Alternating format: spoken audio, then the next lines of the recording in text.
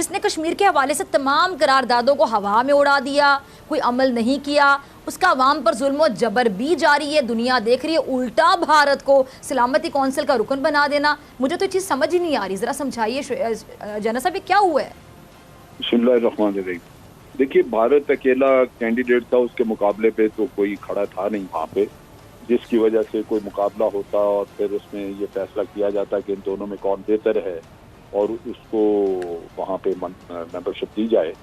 तो एक तो ये अलमिया था कि भारत का इलेक्शन तकरीबन आप कह लीजिए कि तयशुदा बात।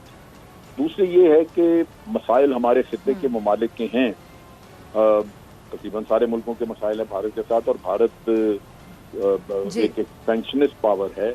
एक वो मुल्क है जिसने कि अक़वाम मुत्तहिदा की करारदादें जो हैं उनको पामाल किया है, और उसके साथ साथ ये देखिए कि हर किसी की, यानी जितने भी हमसाया ममालिक हैं, सबकी ज़मीनों पे, सबके इलाकों पे उसकी नज़र है, और हर जगह वो कहीं ना कहीं पाँव फैलाने की कोशिश कर रहा है। अब ये सारी चीज़ें मौजूद हैं, लेकिन चूंकि ये खित्ते के मुल्कों के मसाइल हैं और खित्ते के मुल्क खुद आपस में मुत्तहिद नहीं है, भारत ने इनको अकेले अकेले डील करके, जैसे सार्क में उन्होंने पाकिस्तान को अलहदा कर लिया और फिर नेपाल और इन लोगों को धमका के बांग्लादेश वगैरह इनको साथ कर लिया। ये वो चीजें थी जिनकी वजह से खित्ते से भी कोई आवाज उनके खिलाफ नहीं उठी। अब चीज ये है कि भारत मेंबर बन गया, और भारत के मेंबर बनने से पाकिस्तान के लिए कुछ चैलेंजेस होंगे। उसके साथ साथ ये है कि हमें वहाँ पे ये भी मौका होगा कि जब भारत सिक्योरिटी काउंसिल में बैठा नजर आए तो हम अपना नुक्ता नजर जो है वो पेश करें, और हम पे डिपेंड करेगा कि हम कितना इफेक्टिवली करते हैं। नुक्ता नजर से मुराद ये है कि भारत, अच्छा जना, सॉरी मैं आपकी बात काट रही हूँ, ठीक है, नुक्ता नजर से मुराद भी जरा बताइएगा, साथ हमने चैलेंजेस की बात की वो भी बताइएगा, क्या हो सकते हैं, क्या नुकसान भी हो सकता है पाकिस्तान को? जाहिर बात है नरेंद्र मोदी, उनकी पॉलिसीज, आरएसएस की सोच, कौन वाकिफ नहीं है?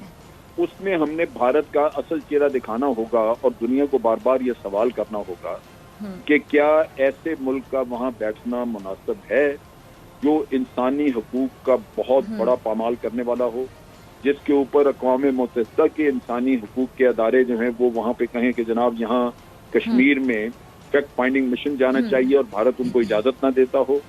भारत जिसने कि कश्मीर के ऊपर अक़वाम मुत्तहिदा की तमाम करारदादों के खिलाफ काम किया, पामाल किया, और यकतरफा यूनिलेटरल एक्शन दे के और यूनियन टेरिटरीज बना दी उन मुतनाज़ा इलाकों को, क्या ऐसे मुल्क को जो अक़वाम मुत्तहिदा की करारदादों की वक़्त न रखता हो उसको मेंबरशिप मिलनी चाहिए यहाँ पे। और फिर वो ऐसा मुल्क जो अपने हमसाया मुल्कों के साथ तहजीब याफ्ता रवैया न रख सकता हो, धौंस और धमकी उन पे जमाता हो, और उसके साथ साथ उनके इलाकों पे नजर रखता हो, क्या ऐसे मुल्क को जगह दी जा सकती है, क्या उससे तवक्को की जा सकती है कि वो इंसाफ का साथ देगा। और फिर वो मुल्क जिसने जाबजा दहशत गर्दी फैलाई, वो पहले दहशत गर्दी करवाता रहा श्रीलंका में, फिर उसने, और श्रीलंका में तो चलती रही, अभी 25 साल चली।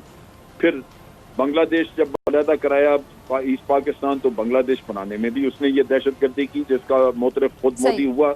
और फिर पाकिस्तान में दहशत गर्दी के तो बेतहाशा सबूत है, इनकी बात कोई करे तब है। तो इन हालात में आपके पास एक मौका होगा कि इसको रोजाना की बुनियाद पे वहाँ पे शर्मसार किया जाए और दुनिया की आंखें खोली जाएं। अब चीज ये है, नुकसान हमें क्या हो सकता है जी? भारत ने जब ये सीट संभालनी थी, जो कि 1 जनवरी 2021 से होगी, इनके फॉरेन मिनिस्टर ने अभी इलेक्शन से कुछ पहले अपनी लॉबिंग करते हुए उन्होंने कहा जी कि हमारी 5 तरजीहात होंगी जब हम अक़वाम मुत्तहिदा में बैठे, और उसमें सबसे पहली तरजीहात जो उन्होंने जिक्र की, बाकी तो ऐसे लफाजी, लेकिन जो इम्पोर्टेंट चीज पाकिस्तान के नुक्ता निगाह से, वो सबसे पहली चीज उन्होंने जो बात की, उन्होंने कहा जी टेररिज्म जो है वो हमारी सबसे पहली तरजीह हो। अब टेररिज्म की बात जो वो करते हैं, तो उसमें वो टेररिज्म को खत्म करना या अपना जो टेररिज्म करा रहे हैं उसकी बात तो वो लाजमन नहीं करेंगे। वो सिर्फ एक ही नुक्ता, उनका सारा एजेंडा एक नुक्ते का होता है, और वो ये कि पाकिस्तान हमारे घर में टेररिज्म करवाता है। और ये वो राग उन्होंने इतना अलापा कि टेररिज्म के वहाँ वाकयात नहीं भी होते, हालांकि उलट है जना साहब, वो टेररिज्म करवाते हैं हमारे यहाँ। अब इसी से मैं एक सवाल निकालूंगी नकवी साहब आपके लिए, ठीक है? जना साहब आपका पॉइंट आ गया है, बिल्कुल। मैं जरा डॉक्टर साहब, मैं एक सेकंड जरा मुझे ये वजाहत करने जी कंप्लीट कीजिए। जी जी, अच्छा, अब बात ये है जी जना साहब कि वो उनके मुल्क में कोई अगर दौरे पे आ जाए, कोई बाहर की शख्सियत आ जाए, जो जॉइंट कम्युनिके इशू होता है उसमें लाजमन ये शामिल होता है पहला पॉइंट के हमसाया मुल्कों की तरफ से जो भारत में दहशतगर्दी कराई जा रही है हम उसके खिलाफ हैं, वो बंद की जाए। जी, जब भारत से कोई जाता है कहीं बाहर, खुद मोदी जाए, तो वहां से जो कम्युनिके इशू होता है उसमें लाजमन ये होता है कि जनाब जब भी हमसाया ममालिक जो हैं उनको एहतियात करनी चाहिए, यहाँ खित्ते में दहशतगर्दी नहीं करानी चाहिए। यानी वो पाकिस्तान को कोई लम्हा, कोई जगह, कोई मौका नहीं होता जहां बख्शे ना। और खुद उन्होंने अपने मासस में, उन्होंने अपने लोगों में, लीडर्स में, खा वो अपोजिशन का हो, खा वो, उसमें ये चीज इतनी उनके जहनों में इंस्टिल कर दी है, डाल दी है कि वो हर बात पे कहते हैं कि जी पाकिस्तान तो दहशतगर्दी कराता है, तो दहशतगर्दी है कहाँ, लेकिन पाकिस्तान कराता है। अब चीज ये है कि हमें दहशतगर्दी से 70,000 लोग हमने मारे, हमारे लीडर तो कभी बोले ही नहीं।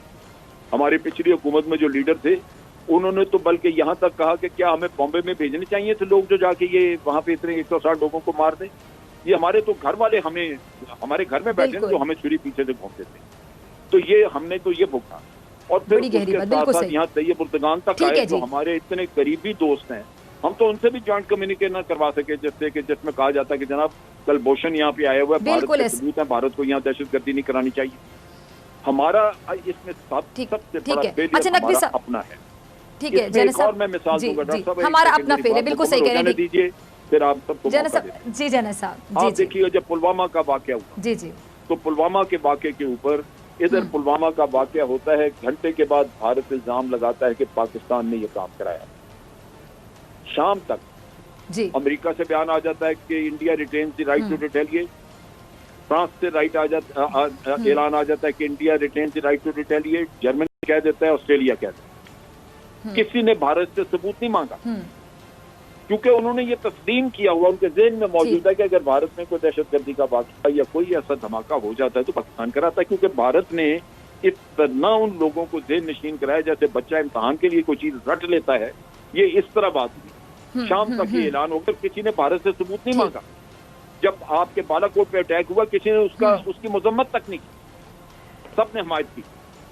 तो आज जब वजीर आजम कहते हैं कि जनाब भारत फॉल्स फ्लैग ऑपरेशन करेगा, तो मैं कहता हूं वो क्यों ना करे।